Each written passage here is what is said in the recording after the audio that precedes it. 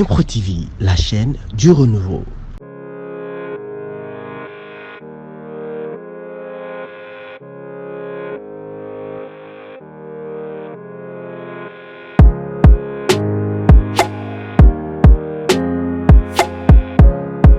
Que le maire de Sangalkam ne ménagera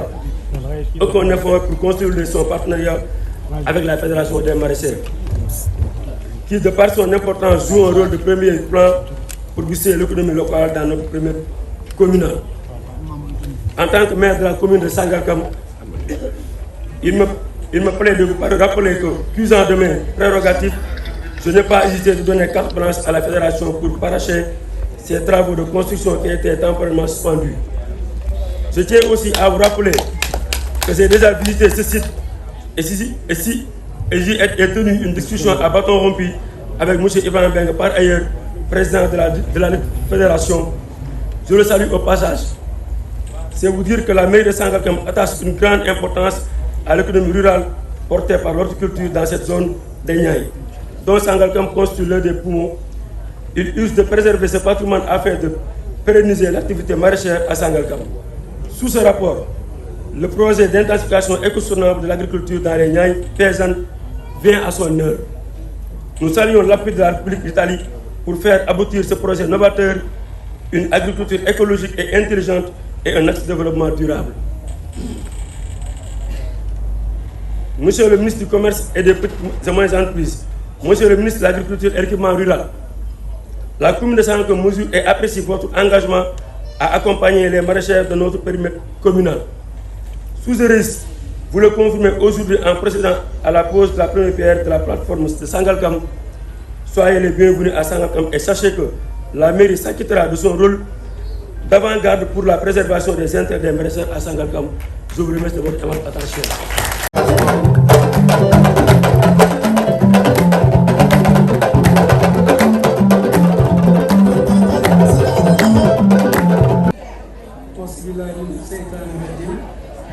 mbooloo mi maa ngi leen di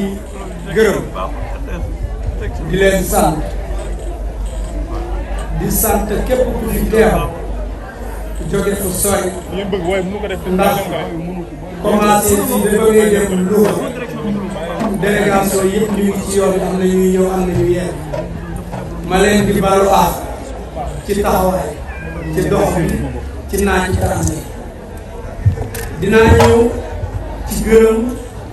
secrétaire général ci ak ministre de l'agriculture ak président de la république mais d'abord dama bëggoon wax leen ne lan moo ñu indi ñu daje fii tey mooy fédération des producteurs maraîchers de la zone des Niayes ñu ngi ko créé 1994 bi ñu dévaluer franc CFA la béykat yi daje di gisante di waxtaan ne ñun kat produit yi ñu doon exporté lu mel ni haricot bu ñu dévaluer franc CFA bi dañu war a yokk prix bi loolu ci li sos fédération bi ñu ànd di ci dox nga demoon ci ministre bu ñuy wax Robert Sagna à l'époque foofu la mbir mi sosoo bi ñu ñëwee ba 1999 ci la fédération bi dem ci gouvernement bu Sénégal ci jamono Abdou Diouf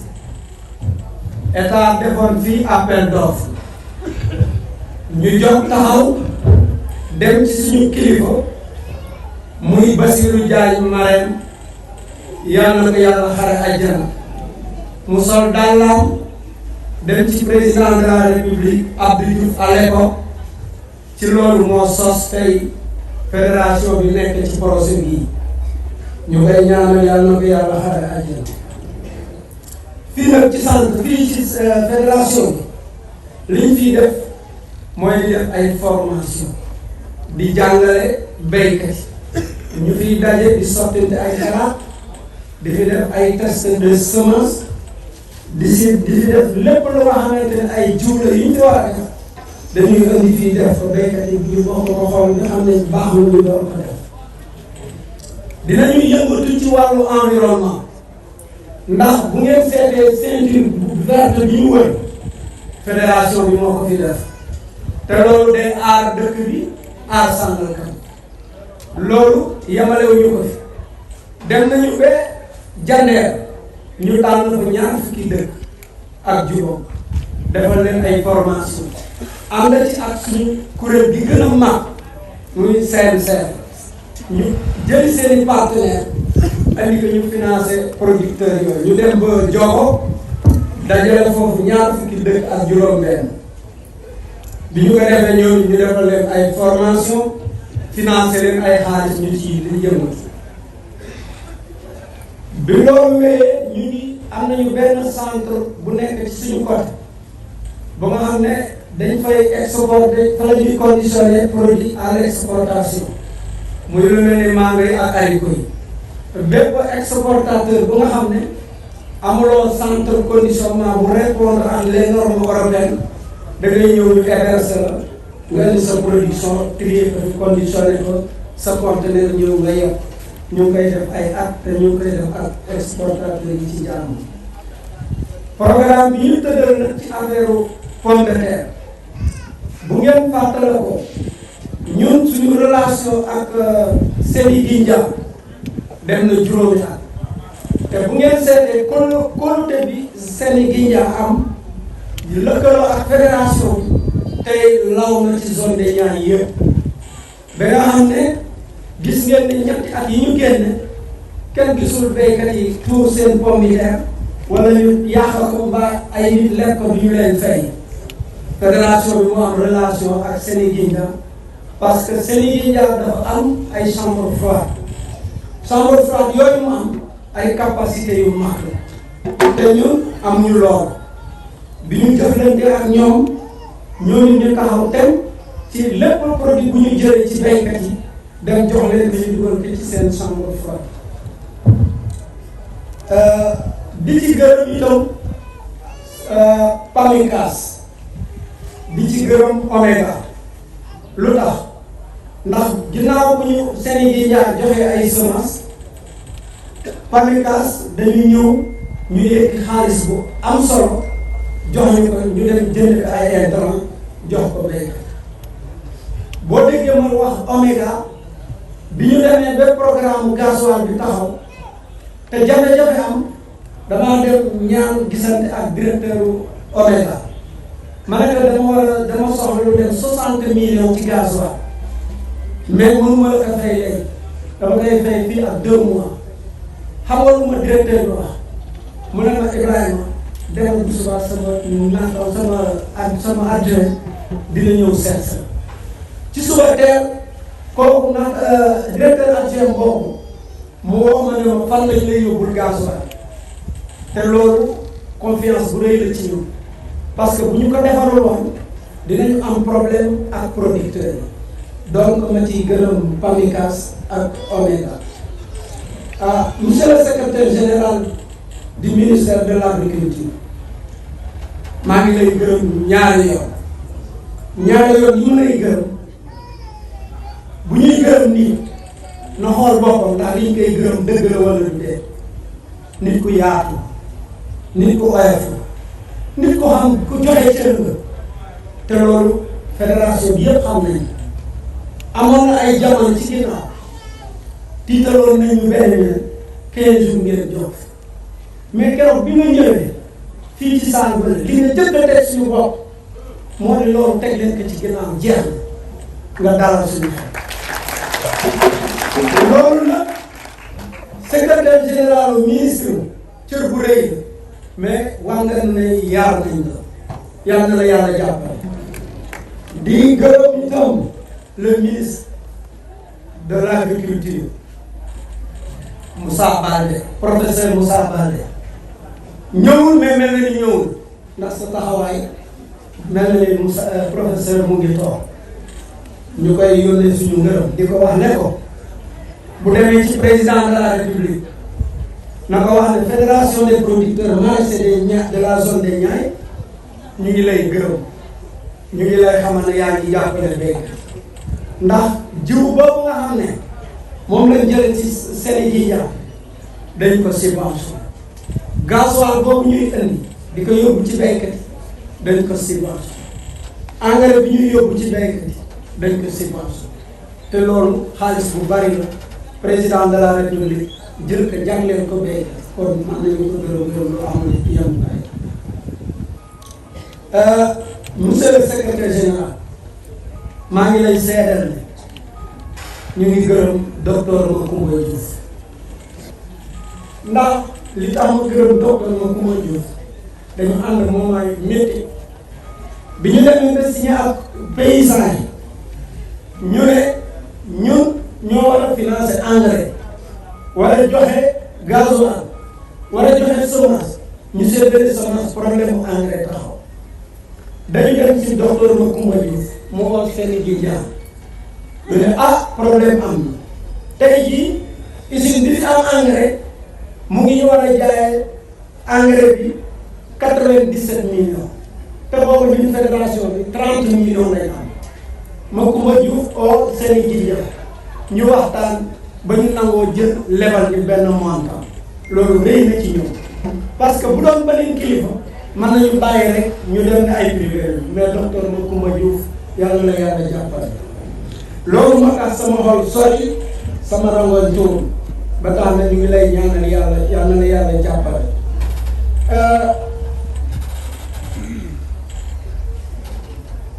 monsieur alors Dieng bi nga xam ne moo nekk coordinateur paysan ñu ngi lay gërëm ndax tey jii projet bii ñu fas yéene teg muy première pierre lu fédération bi yàgg xelaat mooy nan la ñuy def ba Sangalkam nekk benn plateforme ba nga xam ne képp kuy wut frisé légume dañu lay wax demal Sangalkam te bâtiment bi commencé nañu travaux bu ñu posé première pierre bi tey fan yu ñëw di ngeen gis ne loolu képp kuy jëfandikoo frisé légume ci ñaay bi war nga jóge ñëw fii ci Sangalkam di gërëm itam ambassade bu Italie ñi nga xam ne dañu ànd ak ñoom financer projet boobu nga xam ne loolu rëy na ba pare dañu fas yéene defal magasin stockage su oignon di leen xamal ne programme soble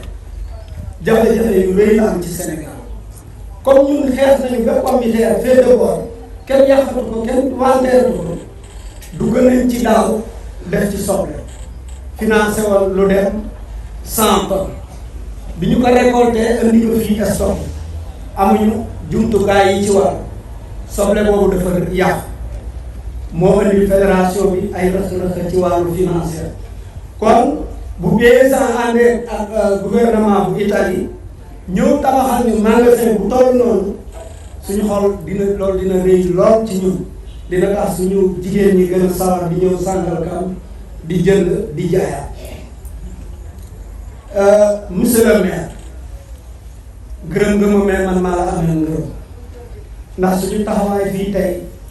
am na lu bari loo ci joué wax nga ko sànq ci wàllu kër gi nga xam ne dinaa ci yeggale di la wax ne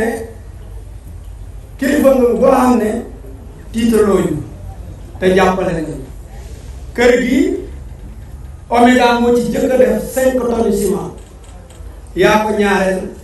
yow monsieur le maire de Sangalkam Pape Sow yaa ci indiwaat 5 tonnes ciment bu dul loolu bu ngeen ko visité mel des na beneen étage bu ñu ko visité ngeen xam ne ci fonds propre fédération ci alalu fédération bi lañ ko tabax ñaar ñooñu ñoo ci dugal seen kon nag Pape Sow nee nga di nga jàppale fédération mais am nañu engagement ne dinañ la jàppale ndax yar nañ la te sa taxawaay rek bërka démb bi ñu ñëwee sa bureau xaalis bu takku nga génne teg ko suñu wax ne ñu nag li si des mu ngi suñu kanam dinañ ci jàpp bu baax kon nag monsieur le maire yàlla na la yàlla jàppale ci dara jëy yonent monsieur le secrétaire général maa ngi lay wax ne boo demee ci président de la république boo demee ci ministre de l' agriculture fédération soxla nañ fii chambre froide buy def 15000 tonnes espace bi am na te gis nañ ne boo demee ci ñaay bi carotte yaa ngi yàqu foofu supame yaa ngi yàqu jawte yaa ngi yàqu basante yaa ngi yàqu te loolu li ko waral réew yi développé yépp bu ñu mbéyee ba pare dañuy am conservation mais périssable boo béyee li nga xam ne mooy légumes yëpp périssable boo amul stockage au froid da nga koy ñàkk ñaari fan rek boo jaayee bu jarul da nga koy tuur te fii ni ñu réglé problème mu pomme de terre fas nañu yéene réglé ko problème mu yeneen produits yi ci des loolu moo tax ñu demandé chambre froide ñu ngi lay ñaan bu la yàlla yóbboo nga wax ne suuf si ñuy béyee ci zone de Niayes am nañu problème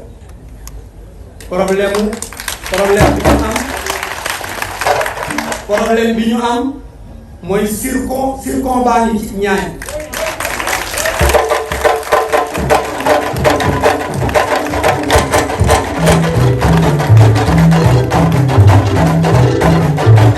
ndax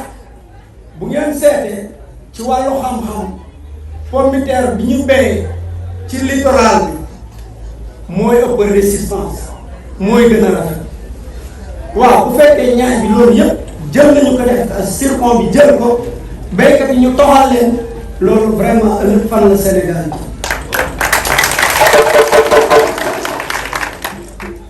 bu loolu wéyee bu bokkul ak zircon bi dañu am jafe-jafe ci mbirum engrais bi cher na ci dëkk bi béykat yi mënatuñ ko supporter te état li muy subventionné par rapport ak suñuy besoin soree ren ñun li ñu état subventionné ñun yokk nañ ci 240 tonnes yu nga xam ne prix bu cher lañ koy jël may gërëm béykat yi compréhension bi mu am te bi ñu leen ko tegoon ñu tegoo loolu maa ngi leen ciy gërëm may jeexale rek ci wàllu këru béykat yi li ñuy tabax dañu gis ne Niayes li ko dale fii ba Fuuta sunu nawle yi fi nekk dañuy dem toujours Dakar ay réunion mais dañuy am problème bu ñu demee ci seen kër famille la ñuy dal wala seeni mbokk wala seeni xarit te këru Ndakaaru dafa xam ñu ne comme ñun ñoo bokk lépp nañ tabax kër gii ba nga xam ne ëllëg bépp béykat bu jóge ci àll bi war a dem Dakar da ngay ñëw ci sa kër fii nga fanaan suba teel nga xëy dem Dakar dox say course dem lii lañ ci dégg wutuñu si ma Samba wutuñu si ma Demba képp ku nekk producteur am nga accès ñëw finance fii ci kër loolu ñu ngi koy seedeel bépp béykat loolu laa amoon ci lu may jeexale di leen balaax temps bi ma jël metti na mais ngeen jéggal ma ko sax. Son Excellence M. Marco Le secrétaire général du ministère de l'Agriculture, de l'équipement rural, représentant du ministère du Commerce et des petites et moyennes entreprises, Monsieur le maire de Sangalkam, Monsieur le président de la Fédération des producteurs maraîchers de Niayes, Monsieur le coordinateur du DISAN, Monsieur le sous-préfet, Monsieur le directeur de l'horticulture, chers invités, Mesdames et Messieurs, c'est avec un réel plaisir et intérêt que je participe aujourd'hui et que je représente Son Excellence l'ambassadeur d'Italie Giovanni Umberto De Vito, empêché pour d'autres engagements à cette cérémonie de la pose de la première pierre de la plateforme de Sangalkam dans le cadre du projet d'intensification éco-soutenable de l'agriculture dans les zones de Niayes, c'est-à-dire les paysannes.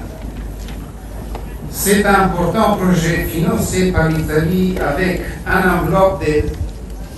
d'environ 6,5 milliards de francs et mise en œuvre par le ministère de l'Agriculture et de l'Équipement rural du Sénégal. Donc cette journée me permet de vous signifier la profondeur des relations entre l'Italie et le Sénégal pays ami depuis des décennies. L'agriculture et le développement rural sont une composante essentielle et prioritaire de la stratégie d'intervention de notre coopération qui est engagée au Sénégal depuis les années 80 dans le secteur de l'agriculture. L'ensemble des projets que nous appuyons au Sénégal vise à renforcer le rôle des différents acteurs des filières horticoles, mais surtout l'amélioration des conditions de vie des populations à travers la réduction de la pauvreté en milieu rural. Tout cela en ligne avec les priorités fixées par le gouvernement du Sénégal, orientées à l'amélioration des productions de manière durable et au soutien de la commercialisation des produits. Les projets d'intensification agricole et soutenable des Niayes représentent encore une fois l'engagement de la population italienne dans le secteur du développement rural au Sénégal. Avec cette initiative, comme je disais, on va essayer de résoudre les problèmes des agriculteurs des Niayes. Je ne parle pas les Wolof, mais j'imagine que mon prédécesseur, le président de la fédération, a tracé un bilan, ce qui a été fait dans le passé, les problèmes qu'il y a aujourd'hui et sur les programmes dans le futur. C'est ça exactement qu'on veut faire avec cette initiative.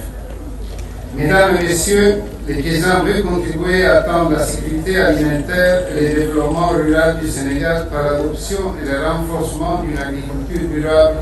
et rentable dans cette zone agroécologique des Niayes, dans une logique de prise en compte aussi du genre. Je vois beaucoup de femmes aussi aujourd'hui, je suis très content. La zone humide des Niayes est une importante capitale pour la production maraîchère car elle fournit près de 60% de la production nationale et les 80% des exportations horticoles du Sénégal. En même temps, elle est victime d'une dégradation liée à la forte variabilité des précipitations, à la baisse des nappes et à la dégradation des ressources naturelles. Nous savons que l'horticulture représente une filière phare du ministère de l'Agriculture, soit du point de vue économique et du point de vue de la santé nutritionnelle des populations, et que la commercialisation des produits horticoles joue un rôle fondamental. C'est dans ce contexte que la réalisation et la gestion des plateformes de commercialisation pourra contribuer à l'atteinte des objectifs du Kézan. En particulier, les petits producteurs et leurs organisations seront soutenus dans la modernisation et l'organisation à tous les stades de la production et de la commercialisation. C'est-à-dire que 6 400 petits producteurs et productrices horticoles et forestières regroupés au sein du groupement d'intérêt économique auront accès à des activités ou services directement appuyés par les projets. Mesdames et messieurs, je voudrais remercier tous les participants pour leur disponibilité à partager avec nous cet important moment dans la conviction qu'ensemble, nous obtiendrons des résultats forts et positifs pour pouvoir répondre efficacement aux besoins et aux attentes des producteurs, des commerçants et des populations. Convaincu de cette étape aujourd'hui contribuera à la réussite du projet, je vous remercie pour le travail accompli jusqu'à présent et je vous souhaite une fructueuse continuation. Merci beaucoup. Merci beaucoup, M. le directeur.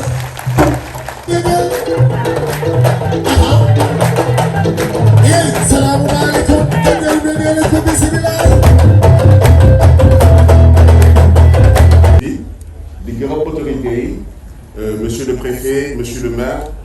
monsieur Makoumba, le directeur de l'horticulture, monsieur le ministre,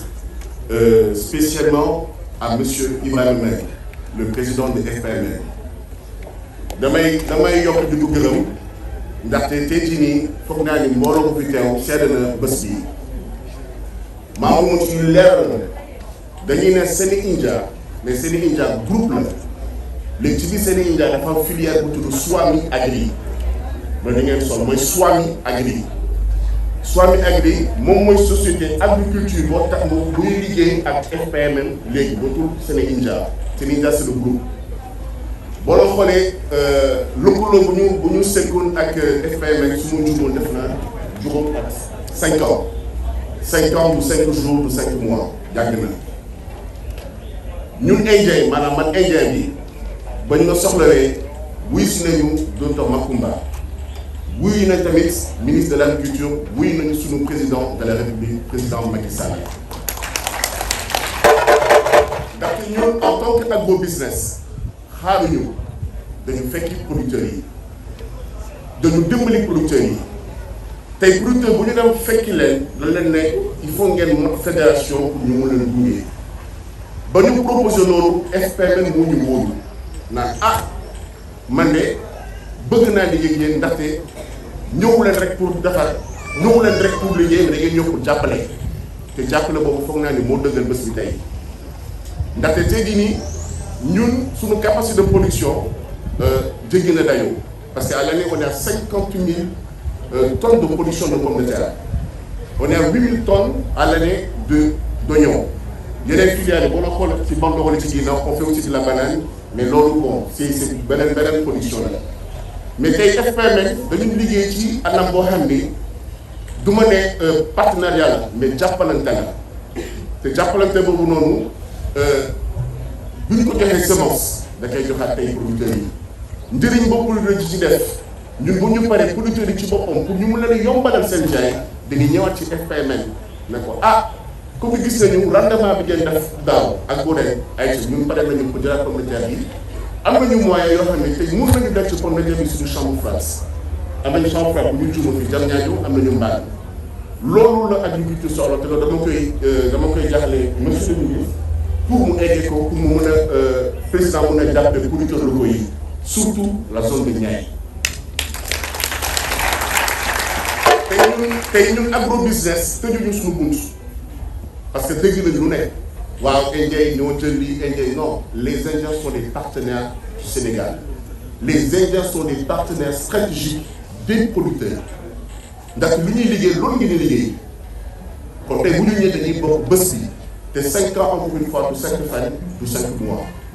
ma delluwaat gërëmaat bu baax docteur Macoumba Diouf ndax tey liggéey bu jaar yoon ci horticulture te pour dajale baykat yombul ñun ñëpp Sénégal dañu xam ne ñu xew baykat dafa métti mais baykat tamit sonn na sànq wax nañu wax bu métti parce que ñun ñi fi bokk lu leen dal yéen waa ñaay ba ñaanuma yàlla mu dal kenn ndax zircon bi mun na bay bi daal lañ gën a soxla ñun bay bi mooy dundal suñu réew gis nañu lu xew ci biti ñaanuma yàlla mu egg si Afrique il faut qu'on soit autosuffisant par rapport ak suñuy njëriñ ñu demalal suñu bopp te loolu la monsieur Macoumba loolu la monsieur Mbengue moom la ministre bi ak président Macky Sall sa suñu kon dalawaat naa leen bal bi ñu ngi ci def suñu àq mais dafay seen ñeleef ndaxte Sénégal ñoo ko bokk ngeen baal na jërëjëf merci beaucoup.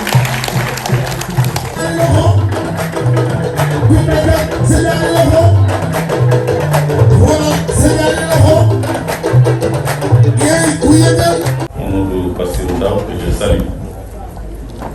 Pourquoi je le dis, c'est un petit frère à moi. Nous portons le même nom de famille et nous partageons aussi la même région de Café. Ma mère est de Malem Hodar et lui-même aussi est de Malem Hodar.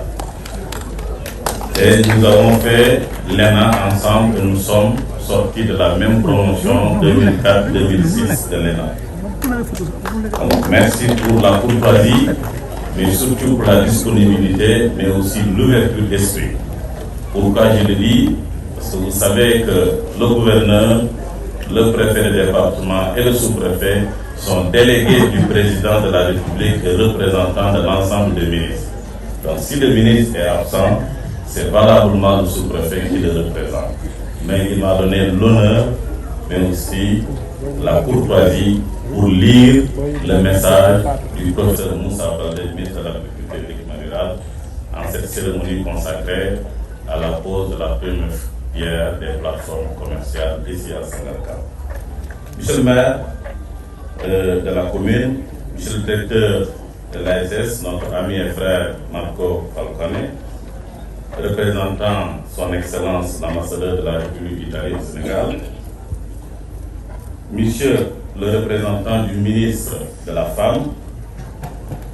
monsieur le coordinateur du Paysan, monsieur le directeur de l'horticulture, notre oncle, le docteur Makumba, mesdames, messieurs les représentants des associations d'agriculteurs dans les Niayes, et je salue au passage notre oncle, le brillant président Mbeng de la Fédération nationale des producteurs maraîchers des Niayes, Ibrahima Mbeng. Mesdames, messieurs, chers invités, chers participants, je suis très honoré d'être aujourd'hui parmi vous au nom du professeur Moussa Baldé, ministre de l'Agriculture et de l'Équipement rural, pour présider la cérémonie de pose de la première pierre de la plateforme commerciale de Sangalkam pour davantage de croissance socio-économique profitable aux hommes, aux femmes et aux jeunes de la zone des Niayes. En effet, la difficulté de commercialiser de manière profitable les récoltes ces dernières années a révélé la nécessité de mettre en place de telles infrastructures. C'est pourquoi le projet d'intensification éco-soutenable de l'agriculture dans la zone des Niayes, communément appelé Paysan, est engagé en 2022 dans la construction de 6 plateformes commerciales du même genre sur l'étendue de la principale zone agroécologique allant de Dakar à Saint-Louis. Mesdames, Messieurs, la plateforme commerciale qui sera érigée sur ce site est un espace de rencontre et de services qui permettra de faciliter toutes les transactions entre acteurs impliqués directement dans la mise en marché des produits horticoles de la zone. En venant renforcer des plateformes similaires déjà existantes ou en augmenter le nombre dans les Niayes, ces infrastructures contribueront grandement à la commercialisation, un des plus grands défis du moment à l'heure où la production et l'exportation des produits agricoles connaissent un grand bond,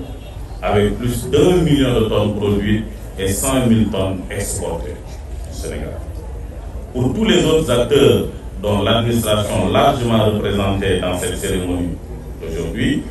les plateformes commerciales sont des espaces de production de données de référence pour la planification de la production,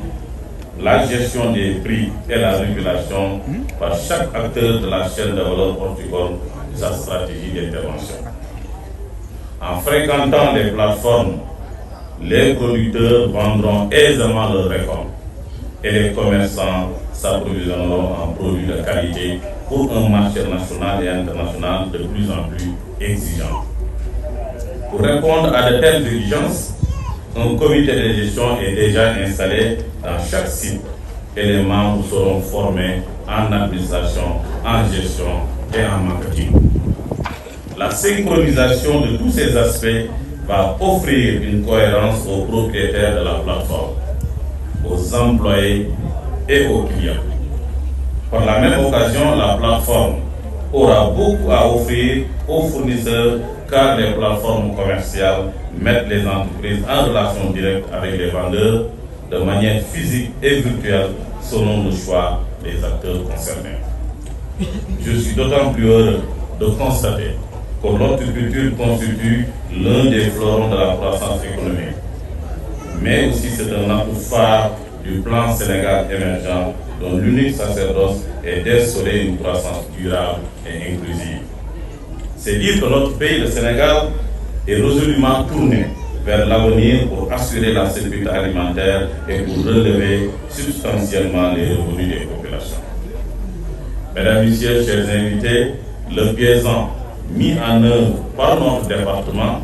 avec la collaboration de la coopération italienne rentre bien dans le cadre des nouvelles orientations édictées par le président Macky Sall et qui confère une importance capitale à la sécurité alimentaire et nutritionnelle, à la lutte contre la pauvreté rurale et à l'instauration d'un développement socio-économique soutenu du monde agricole.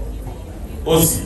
faut-il relever que les priorités du ministère de l'Agriculture et de l'Agriculture définies dans le programme agricole de souveraineté alimentaire pour l'émergence en cours d'élaboration et qui opérationnise le plan d'action prioritaire ajusté et accéléré par 2 ans du PSE sont une illustration parfaite de la volonté politique du chef de l'État, le président Macky Sall. Chers invités, chers participants, mesdames et messieurs, je voudrais à ce titre magnifier le processus participatif et inclusif fort matérialisé par la commune de Sangalkam, dont je salue ici la présence du maire et l'accompagnement, et l'engagement de la Fédération des producteurs maraîchers des Niayes, actrice incontournable dans la zone des Niayes. Dans cette dynamique, les objectifs assignés à ce projet sont sous-tendus de stratégies d'accompagnement des petits producteurs des Niayes et de leur organisation dans la modernisation et l'organisation à tous les stades de production et de commercialisation. Je voudrais juste rappeler que 6400 petits producteurs et productrices horticoles et forestiers regroupés au sein du groupement d'intérêt économique GIE auront accès à des activités ou services directement appuyés par le PSE. Cela aura un impact conséquent sur la sécurité alimentaire et le développement durable, l'augmentation de la productivité et de la compétitivité d'une part, et d'autre part sur le développement de l'industrie et la transformation des produits agricoles en général et horticoles en particulier. Chers invités, les perspectives de l'agriculture sénégalaise s'inscrivent dans un contexte dominé par plusieurs grandes tendances qui façonnent le développement du secteur. Parmi elles, on peut citer la croissance démographique rapide, l'urbanisation, dont le sous-préfet nous a fait écho tout de suite dans son bureau, la croissance des revenus, l'immigration rurale, le renforcement des liens entre zones rurales et zones urbaines et l'intégration des secteurs et des acteurs économiques. L'intérêt de ces plateformes, donc, va certes harmoniser l'exode rural, minimiser les pertes quantitatives et qualitatives des produits horticoles, assurer une distribution continue des produits, mais aussi contribuer à la création d'emplois permanents. C'est ainsi que je lance un appel solennel au nom du ministre et à mon nom personnel à tous les acteurs de fréquenter les plateformes commerciales pour plus de produits de qualité une fois mis en service. Mesdames et messieurs, j'encourage vivement les initiatives comme celles prises par le Tiers-Vent et j'appelle nos autres partenaires techniques et financiers ainsi que le secteur privé à engager des actions concrètes dans ce sens. À l'endroit de la coopération italienne dont je salue ici la présence de M. Facone, directeur, je magnifie les excellentes relations bilatérales entre nos deux pays et je réitère la disponibilité du ministère de l'Agriculture et de l'Équipement rural à travailler en parfaite synergie en renforçant les acquis déjà notés pour l'intérêt des populations. Enfin, pour terminer, j'appelle tous les bénéficiaires à une utilisation à bon escient des plateformes commerciales une fois mises en service. C'est sur cette note que je déclare ouverte la cérémonie de pose de première pierre de la plateforme commerciale de Sangalkam au nom du ministre, le professeur Moussa Baldé. Je vous remercie de votre attention. Merci beaucoup, Léger. Pour la presse.